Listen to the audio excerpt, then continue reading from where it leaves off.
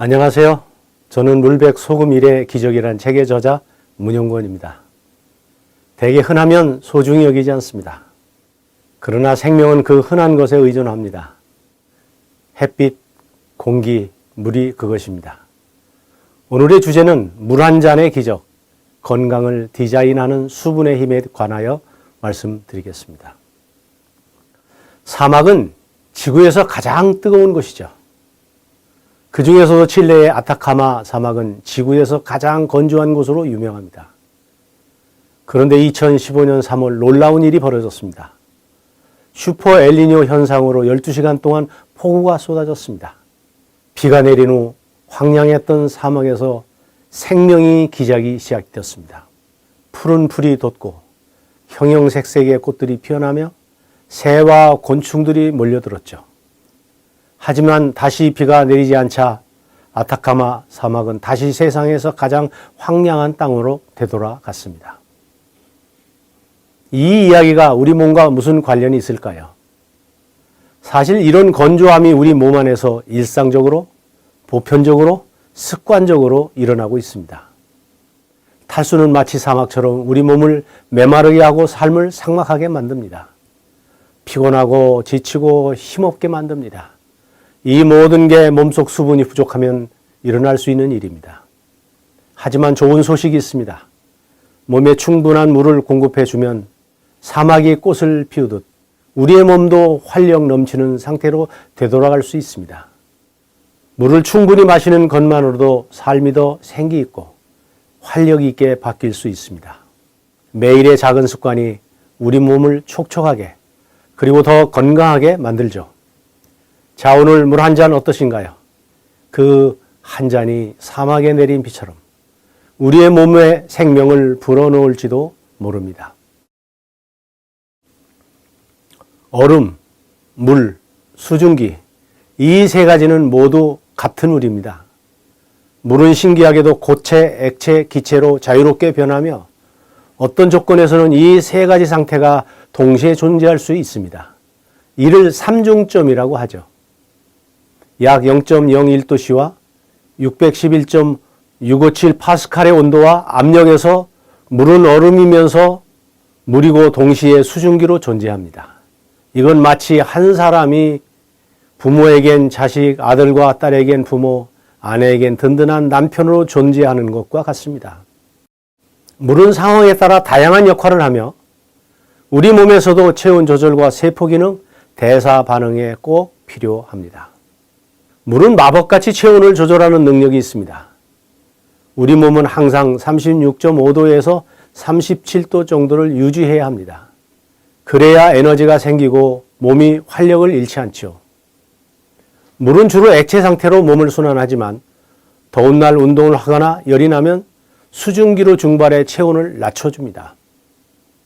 반대로 너무 추우면 물은 열을 붙잡고 있어 체온이 쉽게 떨어지지 않도록 도와줍니다. 물이 없다면 우리는 금방 더위에 지치고 추위에 약해질 수밖에 없습니다. 언제나 곁에서 묵묵히 지켜주는 친구가 있다면 얼마나 든든할까요? 물이 가진 또 하나의 특별한 점은 비열이 크다는 것입니다. 비열이 크다는 건 열을 받아도 온도가 천천히 변한다는 뜻입니다.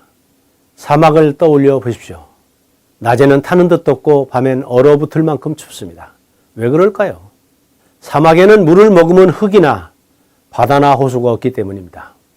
하지만 강과 바다, 호수는 햇볕을 받아도 금세 뜨거워지지 않지만 밤에도 낮에 머금은 그 열을 주변에 나누어 기온을 부드럽게 조절해 줍니다. 물이 주변의 온도를 안정적으로 유지하는 역할을 하는 것입니다. 몸속 물은 우리를 지켜주는 투명 보호막입니다. 우리 몸의 60%는 물입니다. 물이 많다는 건 그만큼 체온이 쉽게 변하지 않도록 지켜준다는 뜻이죠. 하지만 수분이 부족하면 상황이 달라집니다. 한겨울 찬바람에 유독 손발이 시린 분들, 한여름 조금만 움직여도 더위를 심하게 느끼는 분들, 이런 분들은 혹시 몸속 물이 부족한 건 아닌지 돌아볼 필요가 있습니다. 한 잔의 물이 우리의 몸에 생기를 불어넣는 사막의 단비가 될 수 있습니다. 한 잔의 물은 우리의 몸을 촉촉하게, 더 건강하게 만들어 줄 겁니다. 물이 없다면 우리는 살아갈 수 없습니다. 그런데 물이 하는 일이 얼마나 대단한지 알고 계신가요? 물은 만능용매라고 부르는데요. 이는 물이 설탕이나 소금 같은 것들을 잘 녹여서 필요한 곳에 데려다 준다는 뜻입니다. 물을 컵에 붓고 설탕을 넣으면 설탕이 보이지 않죠. 그건 설탕이 물에 녹아 분자 단위로 아주 작게 쪼개져 물이랑 하나가 되었기 때문입니다. 우리 몸속에서도 비슷한 일이 벌어집니다. 물은 마법 같은 일들을 합니다. 물을 마시면 그 물은 영양소와 산소를 데리고 온몸의 세포와 장기로 이동합니다. 이 과정에서 물은 에너지를 만들고 몸의 산도를 맞추고 조절해 줍니다. 정상적인 체내 산도는 7.35에서 7.45 사이인데 이 범위에서만 몸의 시스템이 제대로 작동합니다. 물을 충분히 마시면 몸이 스스로 균형을 잡고 에너지를 잘 쓸 수 있도록 돕습니다. 물은 세포 속에 생명의 촉촉한 친구입니다. 우리 몸은 약 60조 개의 세포로 이루어져 있습니다. 그리고 그 세포들 대부분이 물로 가득 차 있습니다. 혈액과 신장에는 83%, 심장과 폐에는 79%, 근육과 뇌에는 75에서 79%, 피부에는 64에서 72%, 마른 뼈도 31%나 물을 함유하고 있어요. 마치 생명을 불어넣는 작은 호수와 같습니다. 물이 없으면 세포는 말라버리고 활력을 잃은 사막처럼 됩니다. 물은 세포 안에서 마치 팔색조처럼 다양한 역할을 합니다. 세포의 형태를 지키고 부피를 유지하고 안정적인 환경을 만들어 세포가 건강하게 할 수 있게 돕습니다. 물이 부족하면 피부는 푸석푸석해지고 머리는 무겁고 피로가 쉽게 찾아옵니다. 그렇다면 물을 충분히 마신다면 온몸의 세포들이 촉촉하게 살아나고 몸속 구석구석까지 생기가 퍼져나갑니다. 물을 충분히 마시는 건 몸속 사막에 비를 내리게 하는 것과 같습니다. 물이 흐르면 생명이 싹트고 활력이 넘치듯이 몸속 세포들도 깨어나고 건강해집니다. 물이 우리 몸에서 하는 일은 생각보다 훨씬 더 많습니다. 그냥 목이 마를 때만 필요한 게 아니라 매 순간 우리를 살아가게 하는 비밀이 물에 숨어 있습니다. 물은 첫째로 세포를 감싸는 생명의 방패입니다. 우리 몸의 모든 세포는 물에 푹 잠겨 있습니다. 세포 안에도 물이 있고 세포 밖에도 있습니다. 그 비율은 대략 2대1입니다. 세포 안에 3분의 2, 세포 밖이 3분의 1입니다. 이 균형이 무너지면 어떻게 될까요? 세포는 쪼그라들거나 부풀어 터질 수 있습니다. 마치 너무 말라빠진 꽃잎이나 과습으로 썩은 부리처럼 말이죠.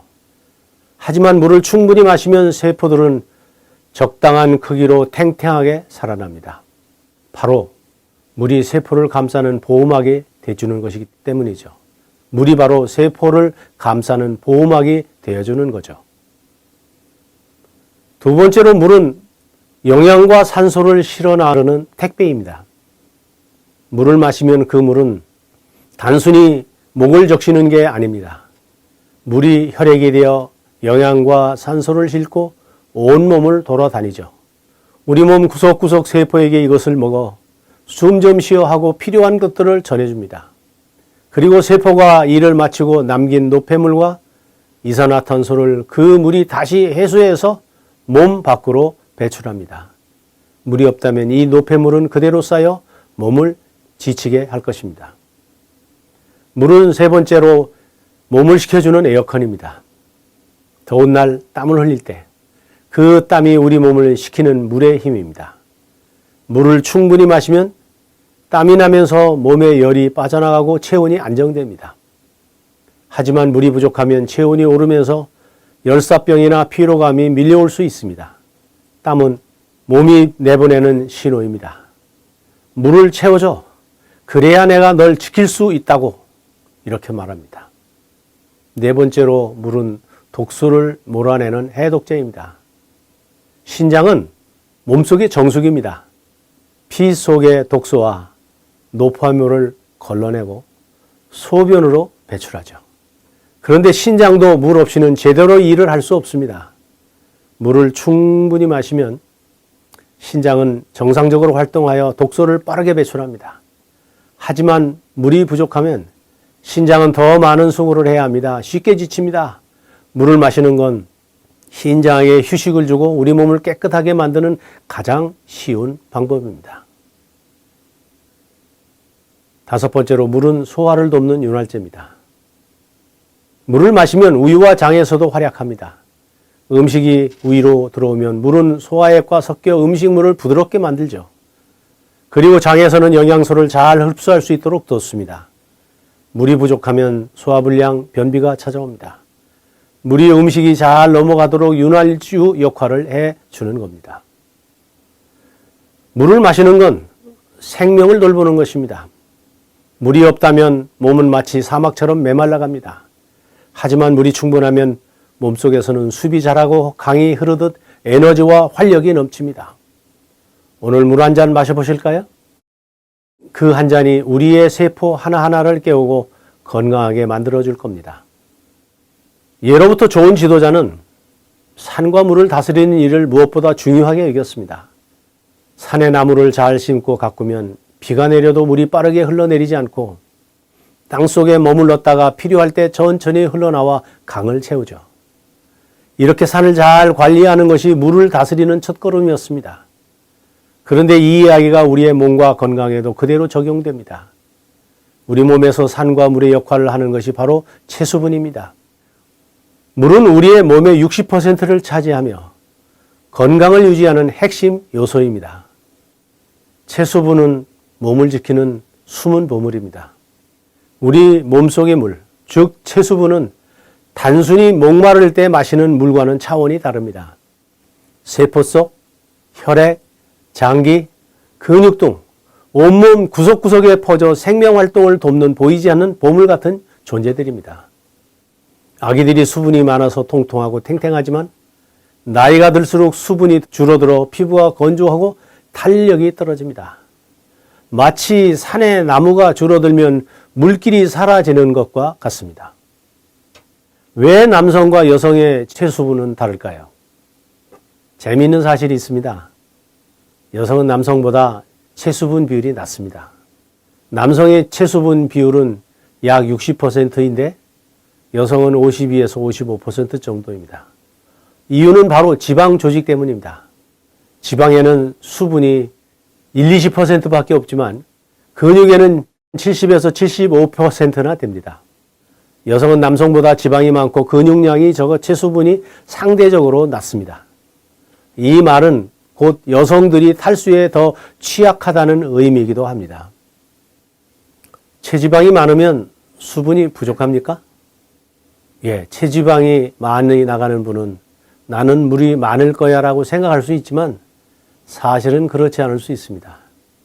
살이 찌면 몸속에 지방이 많아지는데 지방은 물 함량이 적어 체수분 비율이 낮아집니다.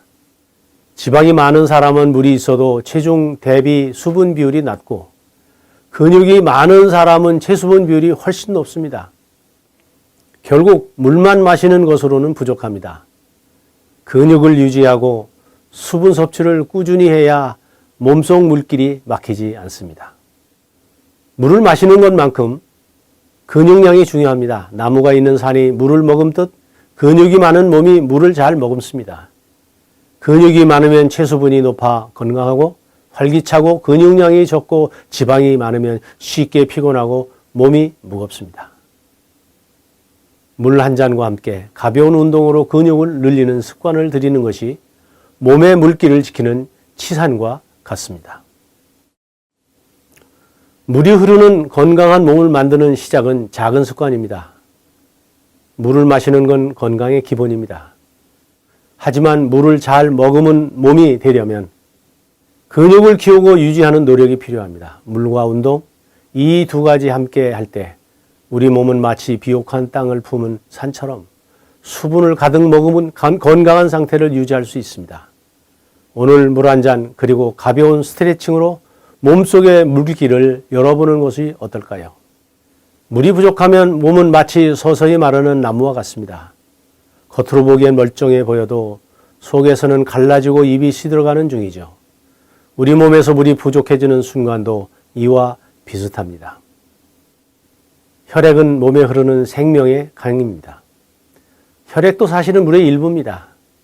남성은 체중의 약 8%, 여성은 약 7%가 혈액인데요. 이를 체중으로 계산해 보면 70kg의 남성은 약 5.6리터이고 50kg의 여성은 약 3.5리터의 혈액이 흐르고 있습니다. 이 중 약 10%는 비장과 간에 저장되어 위급할 때 꺼내 쓸 수 있는 비상 탱크 역할을 합니다. 하지만 체수분이 2%만 줄어도 우리는 갈증을 느낍니다. 4%가 줄면 근육이 피로하고 무거워지고 12% 빠지면 온몸이 무기력해집니다. 그리고 20%가 사라지면 의식을 잃고 생명이 위험합니다. 몸은 왜 물이 부족해도 신호를 빨리 보내지 않을까요? 문제는 몸이 이렇게 건조해져도 잘 모른다는 것입니다. 왜냐하면 탈수 신호는 몸이 1, 2% 정도의 물을 잃었을 때 비로소 시작됩니다. 그때야 갈증을 느끼지만 이미 늦은 단계라는 거죠. 마치 나뭇잎이 시들고 입이 떨어지는 것과 같습니다.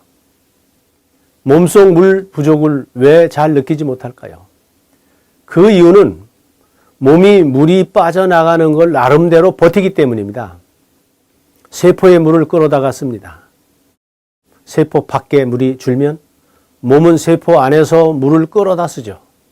그래서 겉으로는 괜찮아 보이지만 속에서는 이미 탈수가 진행 중입니다. 신장이 소변을 줄입니다. 물이 부족하면 신장이 소변을 농축해 물을 덜 버립니다. 화장실에 덜 가게 되는 것도 탈수 신호 중 하나죠. 그리고 혈관을 조입니다. 물이 부족하면 혈액량이 줄어드는데 몸은 혈관을 조여 혈압을 유지하려 합니다. 그래서 물이 부족해도 평소처럼 움직일 수 있는 거죠. 하지만 이 과정이 반복되면 또 오래 지속되면 피부는 건조해지고 피로가 자주 찾아오며 소화가 잘 안 되고 집중력이 떨어집니다. 이게 바로 몸이 천천히 마르는 과정입니다. 그래서 갈증보다 한 발짝 앞서 물을 마셔야 합니다. 갈증을 느끼기 전에 의식적으로 물을 마셔야 합니다. 그렇지 않으면 커피, 탄산음료 이런 것들로 갈증을 해소하려고 하죠. 하지만 커피와 탄산음료는 오히려 몸에서 더 많은 물을 빼앗아 갑니다. 땀을 많이 흘리는 여름, 물이 더 빨리 빠져나갑니다. 운동하거나 더운 날씨엔 몸에서 땀으로 많은 물이 빠져나가는데요. 그런데 문제는 우리는 땀을 흘릴 때마다 물을 보충하는 습관이 부족하다는 것입니다. 몸속 물기를 지키는 법은 갈증이 오기 전에 물을 마셔야 합니다. 커피나 탄산음료 대신에 물을 마셔야 합니다. 운동할 때 수시로 물을 보충하고 피부가 건조해지거나 피곤할 때 물을 한 잔 더 마셔야 합니다. 물 한 잔이 우리의 몸을 지키는 작은 치산입니다. 물이 흐르는 몸은 생기가 있고 활력이 넘칩니다. 물이 부족한 몸은 메마르고 쉽게 지칩니다. 물 한 잔은 우리의 몸을 촉촉하게 깨웁니다. 물이 없으면 생명도 없습니다. 사실 우리 몸에서 물은 생명활동의 주역이자 젊음의 비결입니다. 나이는 숫자에 불과하다는 말이 있습니다. 노화는 단순히 나이가 들어서만 일어나는 것이 아닙니다. 몸속 물이 줄어들수록 우리는 더 빨리 늙고 지칩니다. 피부는 탄력을 잃고 관절은 삐걱거리며 피로는 쌓이죠. 예를 들어 갓난아이는 몸속의 약 75%가 물입니다. 그래서 아기 피부는 탱글탱글하고 윤기가 흐르죠. 하지만 나이가 들면서 수분이 줄어들어 노인의 체수분 비율은 약 50% 이하로 떨어집니다. 노화는 곧 물이 빠져나가는 과정인 셈입니다. 물은 우리 몸 어디에 있을까요? 물을 쉽게 두 가지로 나눌 수 있습니다. 우리 몸속의 물 3분의 2는 세포 안에 있고 이 물은 세포가 살아가는데 필요한 영양소를 녹이고 에너지를 만드는 작업을 합니다. 주요 전해질인 칼슘, 마그네슘, 인산염 등이 그것입니다. 나머지 3분의 1은 물세포 밖에 있습니다. 이 물을 크게 두 곳으로 나눕니다. 혈장은 혈액 속 액체로 영양과 산소를 세포에 배달합니다. 그리고 세포 간질액은 세포들 사이에 채우며 세포끼리 물과 영양을 주고받는 다리 역할을 하고 그들을 움직이는 주요 전해질은 나트륨, 염화물, 중탄산, 염입니다. 그럼 물이 부족하면 어떤 일이 벌어질까요? 물을 충분히 마시지 않으면 몸속 공장인 세포가 제대로 돌아가지 않습니다. 피부는 건조해지고 소화는 잘 안 되고 관절은 뻑뻑해지고 기억력과 집중력은 흐려집니다. 이 모든 것이 물 부족으로 시작이 됩니다. 물은 생명의 비결이자 젊음의 묘약입니다. 물을 마신다는 건 세포의 생명을 불어넣고 몸을 다시 촉촉하게 깨우는 일입니다. 건조한 사막에 비 한 방울이 떨어지면 어느새 풀과 꽃이 피어나듯 몸속에 물이 채워지면 생기가 돌아옵니다. 오늘 물 한 잔 어떠신가요? 그 한 잔이 우리의 몸을 젊게 건강하게 그리고 활기차게 바꾸는 시작이 될 것입니다. 물은 교양악단의 지휘자처럼 온몸의 체수분을 조절하는 메커니즘을 통솔합니다. 온몸의 균형을 맞추고 생명의 리듬을 조절합니다. 그냥 마시고 흡수하는 것이 아니라 뇌, 호르몬, 신장이 서로 손을 맞잡고 체수분을 조절하는 정교한 시스템을 움직이게 만듭니다. 그 시스템의 첫 번째는 갈증은 우리의 몸의 알람 시스템입니다. 물이 부족해지면 뇌의 시상하부에서 바로 알람이 울립니다. 목말라, 물 좀 마셔 라는 신호죠. 이게 바로 갈증입니다.